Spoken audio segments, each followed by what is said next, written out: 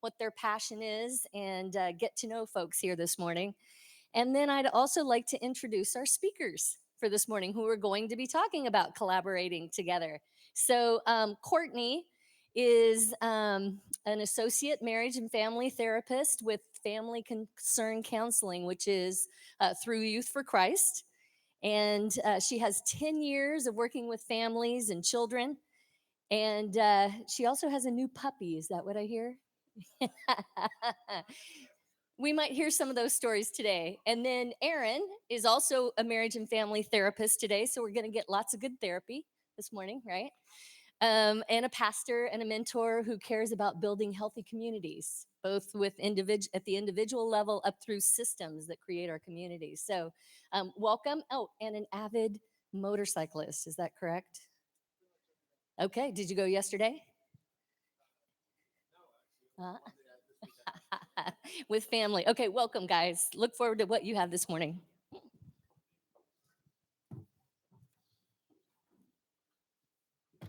Morning.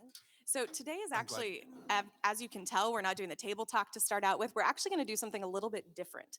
And so Marvin always talks about the wisdom is in the room. Well, today we're actually going to give you a chance to spend the majority of the morning talking, collaborating, and talking about what collaboration means and how we kind of take it to the next level.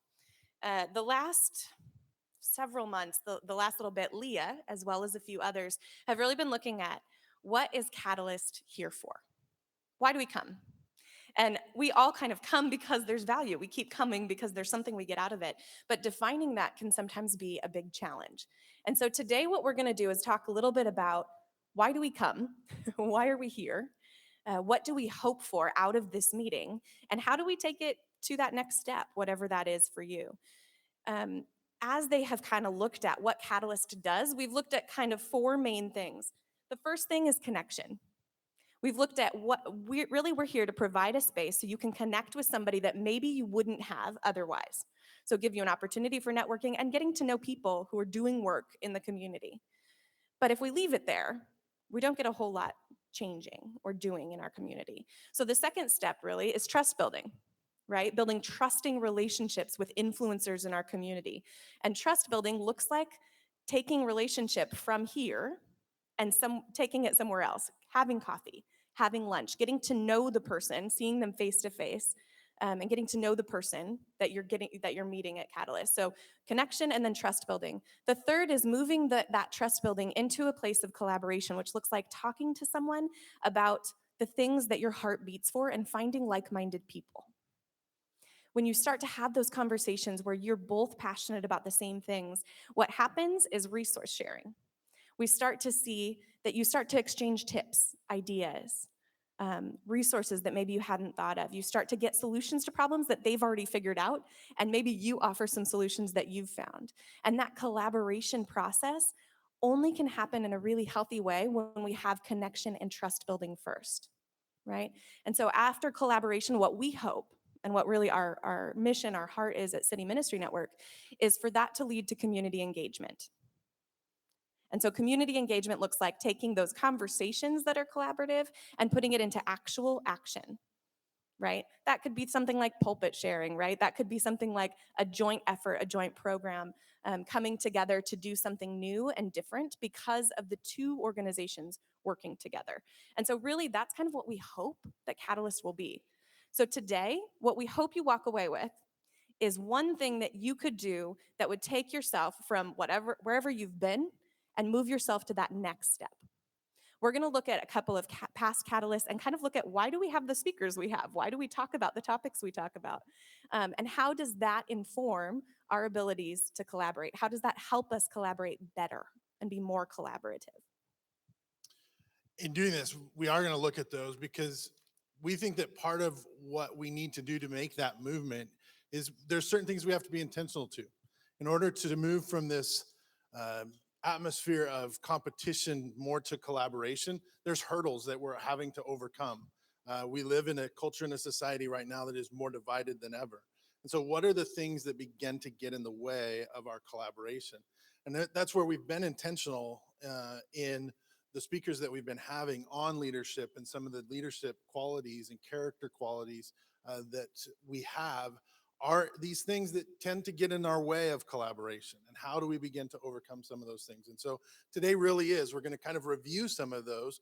We're going to look at some of what we've talked about in the past and had has been presented to us, but really it's an opportunity for you guys and us to begin to really discuss how do we really put these into practice, how do we really begin to take and have teeth with this, so that it's not just another meeting that I go to, that I sit and we have good discussion, but is there anything that really happens? One of the things that I get to do, as we're trying to move forward, we're trying to put together Catalyst Next. And if I can say there's some positive stuff about the millennial generation, there's two things. One, they want to make things happen. They want action. They don't want to sit around in meetings. They don't want to just, they want to see action happen. And so we all want to see action happen. It's not just a millennial thing. And the other thing too is that for them, it's about the mission. In this idea of a culture of competition versus collaboration, it's really interesting to see these younger generation as they're coming forward, because they'll sacrifice whatever it takes to make the mission move forward. They want to see the mission happen, and that is an attitude towards making things happen that facilitates collaboration. It's more about the mission than it is about me, kind of a mindset. And so today we're going to kind of take and look through these goals that City Ministry Network has for Catalyst, of connection and those things, as well as looking at some of these character qualities that we've talked about through the past few months. So really quickly, what I want to do just for a second to kind of see like where we're at. I'm going to ask you a series of just a few questions just to kind of have a gauge of where we're at in terms of this collaboration process, this engagement process. So if the question applies to you, raise your hand and keep it up until I tell you to put it down. Okay. So the first one is, how many of you have connected with someone new as a result of Catalyst? I'm not going to try and count. I was going to say I was going to, but yeah, it's okay. But just keep your hand up for a second. Which is actually most people in the room, I think, which is awesome. Okay, hands can go down. How many of you have had coffee, have had lunch, have begun to build extended relationship beyond just the meeting with someone as a result of Catalyst? Okay, hands down. How many of you have started to have meetings with people who have a heartbeat for the same things that you do? So collaborative conversations where you're starting to share resources, you're starting to engage in that process of information sharing. Hands up. Awesome.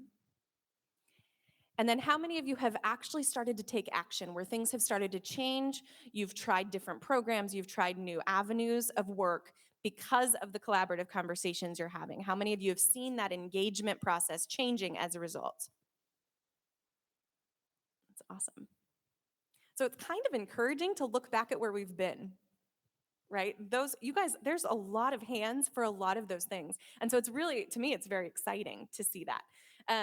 What we're going to do, as we said, is we're going to move to a couple of topics of what we've talked about here at Catalyst, why we're here, this empowering leaders, and we're going to show a video clip, and then there'll be a discussion question. The video clip is going to be of a past Catalyst, and so we selected 3 that we feel like are 3 character qualities, 3 leadership skills that are essential in the collaboration process. And so we're going to talk about those 3. We'll have a video clip, we'll have a discussion question, and we'll give you time around the tables to really talk about how does that skill help you collaborate better. I don't know if you wanted to talk a little bit about the questions and how to kind of really apply them to yourself. One of the things in this, as you're having discussions around the table and you look at these questions, there's 2 things that I really kind of challenge you to do. And really it's one. One is challenge your own preconceived notions and ideas. As you look at this, one of the things that for me in coming into collaboration, I have to take a step down. I may have an idea and I think it's great and I think we should run with it, but I have to make sure that I'm hearing everything that's going on. So 2 things to challenge yourself. come at it from the mindset, this is what I already think, but I want to hear something new. I want to hear something different. We're going to talk about civility. We have our preconceived ideas of what civility is. Take that and say, okay, this is what I think civility is, but I'm going to step back and listen to what others might think civility is.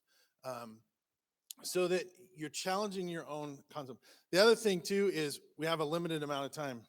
So if you're naturally a talker, try and listen.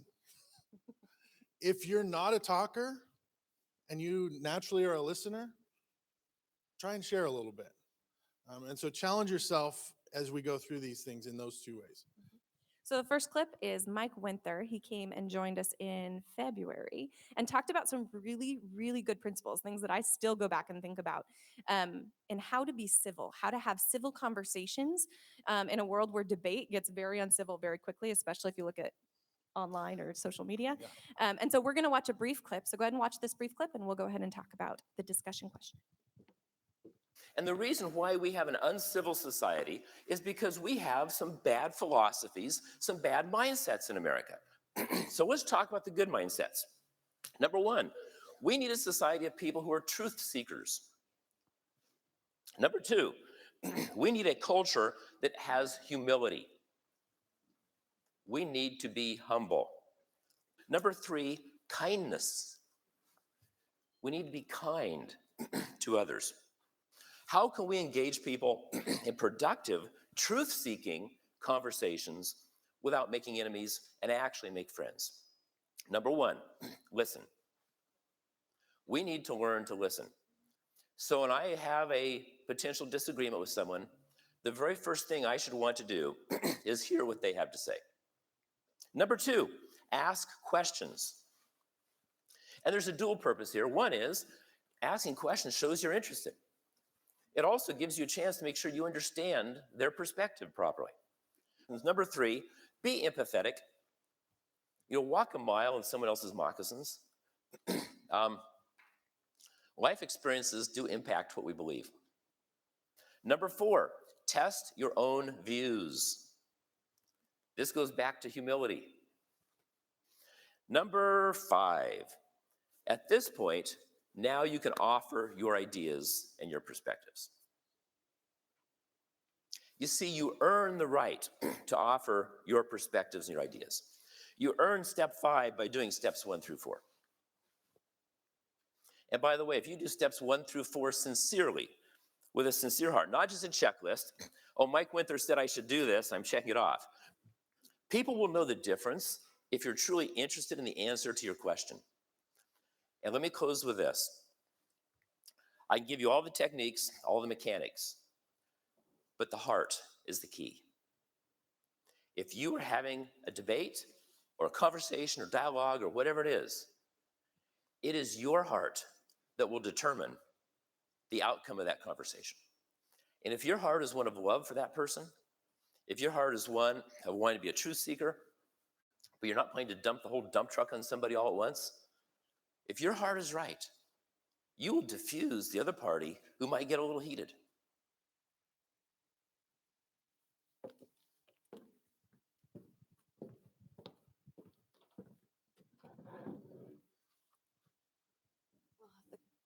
Question should be Yeah, so there it is. around your table, we want you to take some time and discuss this question.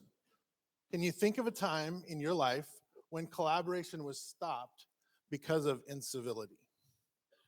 Oh, it doesn't matter. I got contacts in. I can't even read that either. Sorry. So take time around your tables. Make sure everybody gets a chance to talk.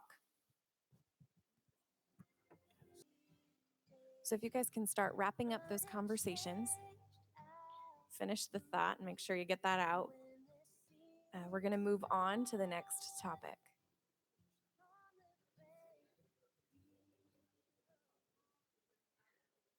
I'm working to be very civil in my interrupting.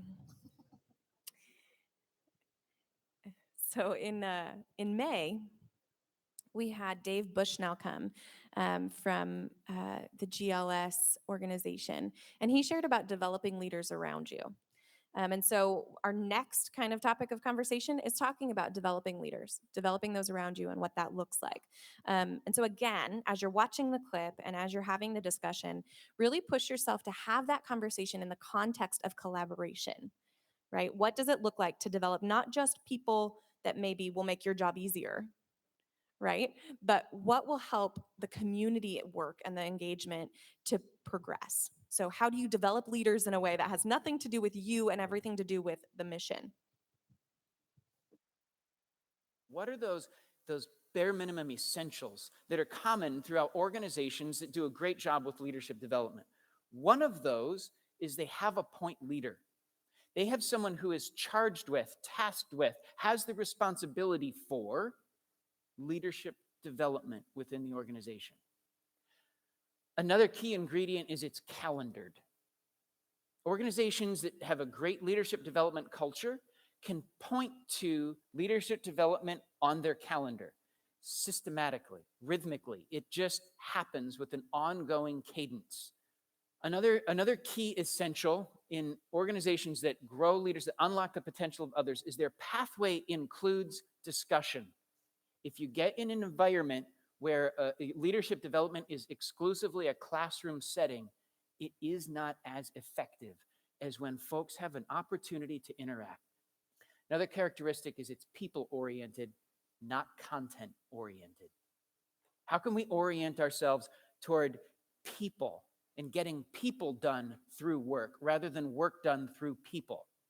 Have a big vision so that you can start to think, okay, we don't have the people to get this done right now, but who is it that's next most ready to get that done? What is it that they need in order to get that done? Here was a surprising characteristic, is invitation. So all of the organizations that I talk to that are fantastic at developing leaders, they go about the process of carefully selecting people for a leadership development process. I recognize that not all of us in the room, myself included, are part of a 100-person company or a 100-person organization. We can still embody these essentials. We can still do these things. I invited some nonprofit leaders in my community, and I said, hey, would you be willing to go on a leadership development journey where we just get better as leaders? And that'll mean 75 minutes a month of your time. We're committed to investigating some kind of content outside of our time together. And then we call it Leadership Roundtable. And we come to the roundtable and we have two things in mind. One, what's an aha moment or something that you can share from your content? And two, what's a question that we can discuss as a group? There's no magic silver bullet here other than the fact that it's calendared. There's a point leader who really does nothing more than put it on the calendar and suggest some content. There's interaction and discussion that's happening. They were all invited to it. It has these elements, and I'm not at the top of the org chart in a large organization. These are just people in the community that we get together with. That's it. What if that happened 100 times in Modesto? What if there were that many little round tables that were looking to get better, that embodied these essentials?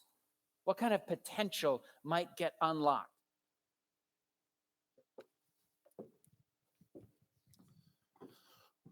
What kind of potential might get unlocked? One of the things that wasn't in that clip that I remember from that time was him talking about how good, healthy leaders have a huge impact on the people around them. So our question is, how does developing leaders, not necessarily leaders in my own group, but just developing leaders even outside of my group, help the work that I'm doing or the organization that I'm a part of? So discuss that idea around your table. Well, and really quickly, I could say I have a small confession. When I first saw that talk back in March, I don't know, whatever month I said it was, my first inclination was, oh yeah, so who in my organization could take some of my work? Like, how do I develop the leaders so that I can be freed up a little bit more? Which isn't a bad thought, right? That's not hugely negative. It's probably healthy, but it's not necessarily where we want you to go today. We want you to think about outside of who helps your workload get lighter. No, we want you to think of who helps the mission get done. How do you develop people regardless of if it benefits you? And what does that do to the community?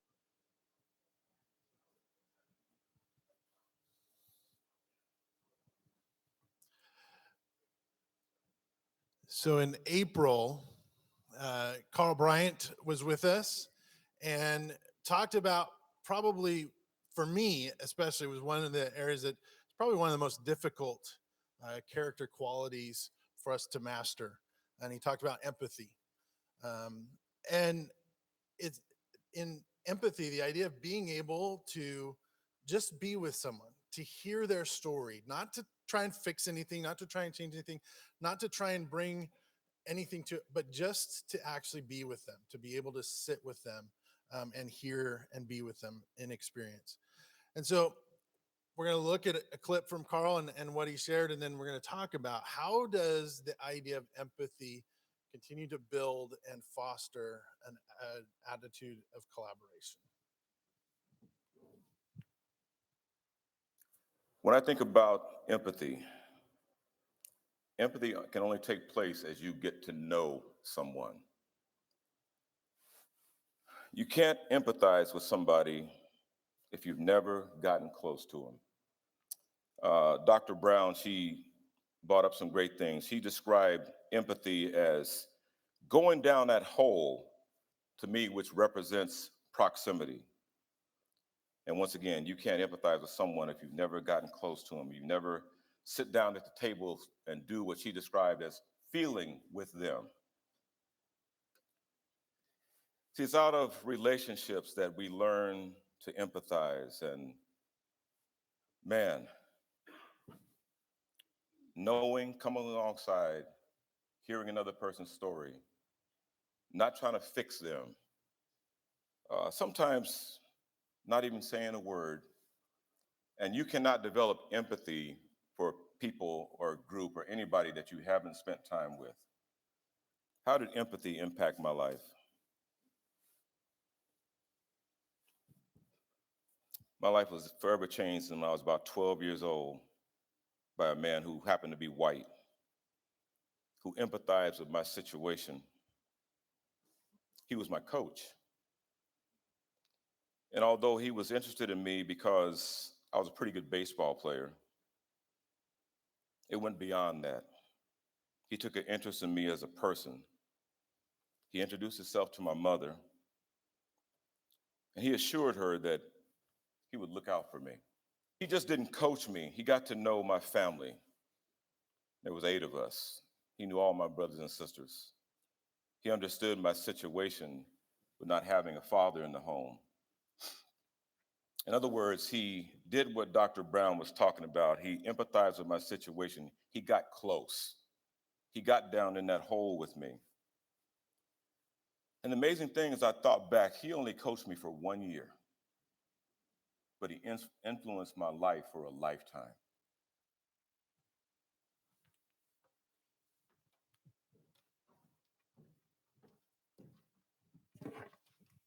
As we were getting ready for this morning, there were some conversations I had about collaboration and how sometimes those collaborative meetings we go to, we all kind of sit and go, oh, okay, it's lots of conversation. It's nice conversation, but nothing actually happens out of it. Or sometimes we're taken advantage of when we try to genuinely collaborate and give to something outside of our mission. And I was thinking about what's made a difference in situations where I've seen collaboration work well. And it's been when there's a strong relationship, there's trust between the organizations where you can look the person in the face and you know someone and you trust them and you know that they're going to have your best interest because they know you. And you're going to have theirs because you know them. That's when I've seen collaboration work. So as we talk about these questions, that's the kind of empathy we're talking about, where you don't just have an idea of an organization, but you know them. You trust them. So the questions, oh, they're up there. I forgot. In what ways does showing empathy, getting close, hearing a story without fixing, and spending time break down a competitive culture? And how does that support collaboration? Go ahead and wrap up those final thoughts. And we're going to get to our last video clip of the day.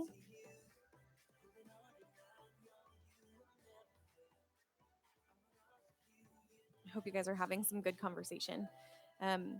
So we actually have a brief clip from the movie Remember the Titans. And so if you haven't seen the movie, it is set in times of segregation where schools were being integrated. And it's a football team, one of the first football teams that was had integrated races. And essentially, the coach kind of forces some collaboration on the team. And we've been in situations of forced collaboration, but what we're hoping is that as you watch this clip, you look for those three things, okay? I want you to look for civility, or maybe incivility, and how that might stall or support efforts. I want you to look for developing leadership. How do the coaches, how do the leaders on the team, how is leadership being developed? And I want you to look for empathy and see how those things help produce collaboration on a team that really was in a pretty difficult place.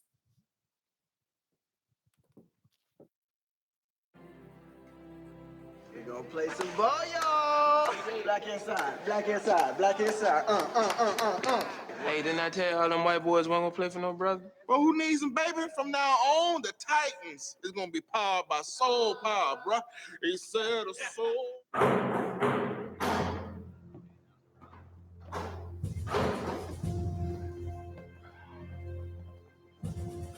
With him calling the shots, and none of us can see nothing but the bench this year. You ain't calling the shots, you'll play.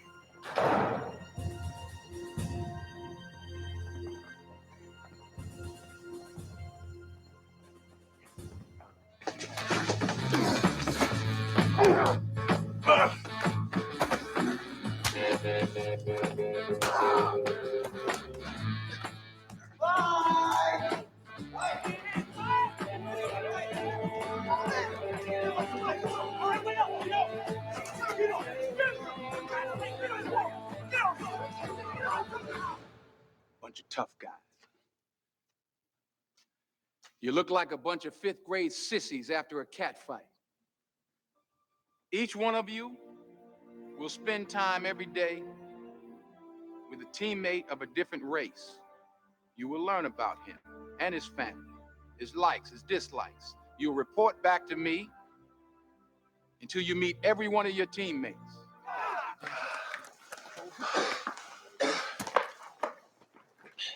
All right, man, listen. I'm Gary, you're Julius. Let's get some particulars and just get this over with, all right? Particulars. Yeah. No matter what I tell you, you ain't gonna never know nothing about Hey, me. man, listen. I ain't running any more of these 3 days, okay? Well, what I got to say, you really don't want to hear, because honesty ain't too high up on your people priority list, right?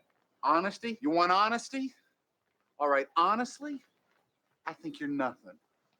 Nothing but a pure waste of God-given talent. You don't listen to nobody, man. You can't run over everybody in this league. And every time you do, you leave one of your teammates hanging out to dry. Me in particular. Why should I give a hoot about you? Huh? Or anybody else out there? You want to talk about a waste, you the captain, right? Right. Then why don't you tell your white buddies to block for Rev better? Because they have not blocked for him worth a plug nickel, and you know it. Nobody plays, yourself included. I'm supposed to wear myself out for the team? What team? All right. We'll be out here all night until we get this thing right. Let's go.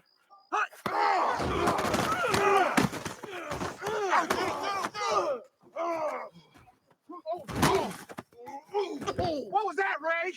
Whatever it is, it ain't blocking. Give me a break. You want a break? I'll give you a break. Me and Julius. Wait a minute, just let them We handle get to this. Rev once, just one time. I swear to God, I'm gonna hit you so hard by the time you come to. Ooh, boy, you're gonna need a new haircut. You understand me? Let's play, fellas.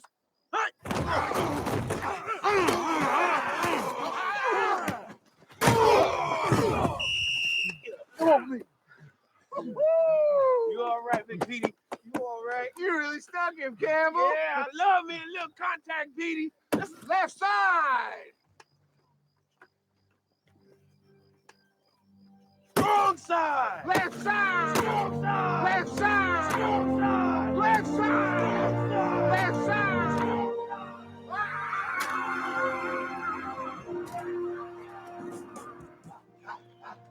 Let me ask you something, Mr. Campbell. What kind of power you got? Oh, man, you know I got some soul power. What kind of power you What got? kind of question is that? I got soul power. Yes, you do. Right on. Let me ask you something, Mr. Curtis. Yes. How strong are you? I'm too strong. What? How strong? I'm too Oh, how strong. strong? Too Oh, strong. right on, I want a man. victory. Oh, I want a victory. I want a victory. I want a victory. You want a victory?